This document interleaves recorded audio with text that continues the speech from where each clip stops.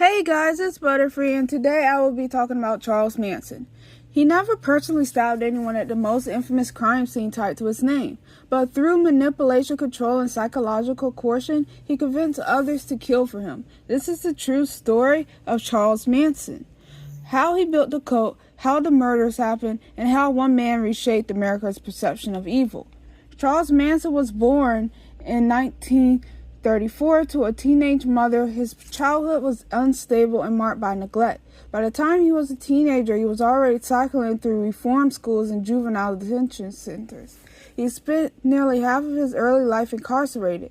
While in prison, he studied religious psychology, music, and persuasion. He learned how to read people, how to mirror them, and manipulate them through control conversations. When he was released in 1967, America was in the middle of the counterculture movement, and Manson saw opportunity.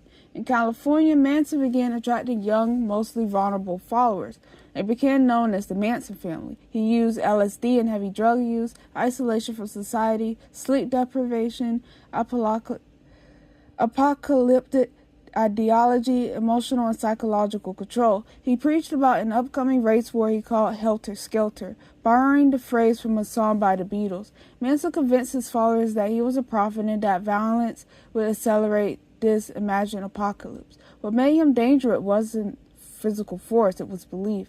In August 1969, members of the Manson family carried out a series of brutal murders in Los Angeles. One of the victims was actress Sharon Tate, who was 8 months pregnant. Other victims included Jay Sebrig, Abigail Folger, Wojciech Frykowski, Stephen Parent, and Leno and Rosemary LaBonkia. The murders were chaotic and staged to look politically motivated. Although Manson did not personally commit the killings at the Tate residence, he directed his followers and later participated in controlling subsequent events. His intention was to spark widespread fear and racial conflict. Instead, he sparked national horror.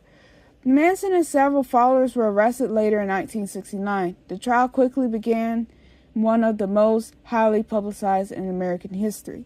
In court, Manson carved an X into his forehead. Followers shaved their heads in solidarity. They disrupted proceedings repeatedly. He continued attempting to control the narrative even while on trial. In 1971, he was convicted of first-degree murder and conspiracy to commit murder.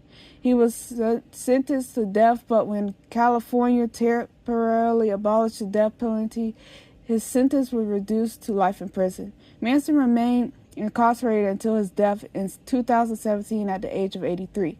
The Manson case became one of the most studied examples of cult manipulation in modern history.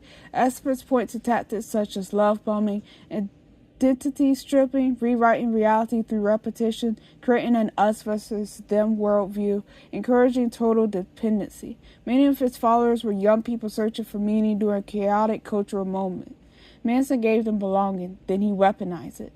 Over time, Manson became a cultural symbol of evil. Documentaries, films, and media coverage kept his name alive. But the real story isn't about myth. It's about the lives that were lost. It's about how manipulation can turn ideology into violence. And it's about how charisma combined with instability and control can become deadly. Charles Manson didn't need to hold the knife to be responsible. His power came from influence, and history shows that influence when placed in the wrong hands can be catastrophic.